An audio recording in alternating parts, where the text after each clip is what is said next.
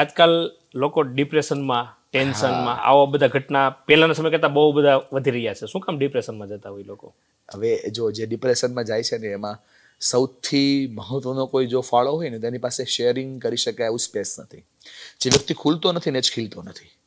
ખુલી જાય ને તો ખીલી જાય. ડિપ્રેસ એટલા માટે થાય છે કે એની ક્ષમતાઓ પર ડાઉટ થયો છે, અથવા તો એને જે જોઈએ છે ને લોકો સાંભળતા નથી, અથવા સાંભળવું છે ને એવું લોકો કહેતા નથી.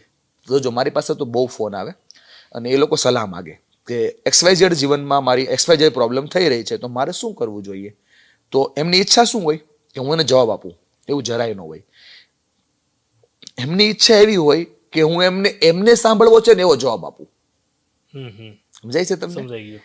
એ વ્યક્તિ સૌથી વધારે ડિપ્રેસ થાય. ડિપ્રેશન છે ને એ વ્યક્તિ જો પોતાની જાતને ખોલી ન શકે ને એટલે એ વ્યક્તિ ડિપ્રેસ થાય. તમે જોજો, બહુ બધું ભણી ગયા પછી જો વ્યક્તિને જોબ ન મળે ને તો એ નાસીપાસ થાય અને એને એવું ફીલ થાય કે અચ્છા આટલું બધું ભણ્યા પછી પણ શું.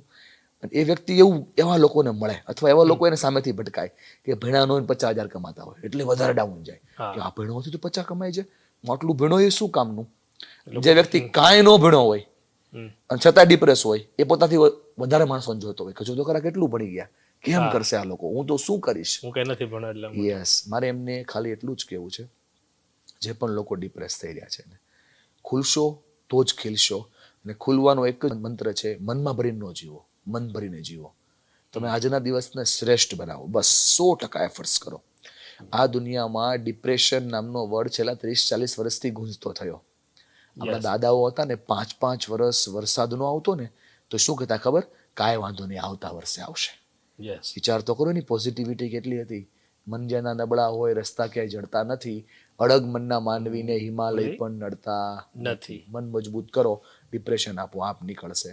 એકને એક વિચાર જ્યારે આ દુનિયામાં સૌથી અઘરામાં અઘરું શું ખબર? એકને એક વિચાર. એ સૌથી અઘરામાં અઘરું, પોઈઝન કરતા પણ અઘરું. જે વ્યક્તિ એકને એક વિચાર કર્યા કરે ને એ વિચાર રિપીટ થયા કરે, એના માઇન્ડ ઉપર એટલી ખરાબ અસર કરી દે કે બીજા વિચાર કોઈ સાંભળવા જ ન મળે. એક જ વિચાર. સુસાઇડ તમે જે સમજો છો ને એ સુસાઇડ એકનો એક વિચારનો ફ્લો છે. કોઈ વિચારની પેટર્નને તોડી નાખે તો સુસાઇડ બંધ થઈ જાય. અને જે સુસાઇડ કરે છે ને એક જ વાત મારે કહેવી છે કે મરવું એ રસ્તો છે જ નહીં. મરવું એ થોડું સોલ્યુશન છે, લડવું એ સોલ્યુશન છે. લડવાથી સોલ્યુશન આવે છે. ગીવ અપ કરી દેતા હોય છે પ્રોબ્લેમની. ગીવ અપ કરો એટલે ઝીરો, સામનો કરો એટલે હીરો.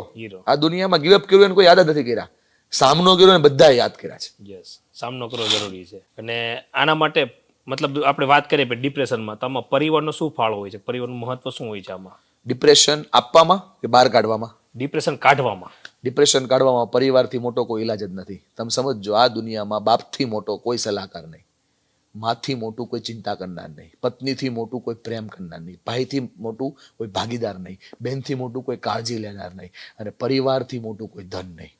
આ દુનિયામાં જેટલા લોકો ડિપ્રેસ થાય છે એ સાલા બાપના નો છે ને એટલે બાવાના નથી થવાના.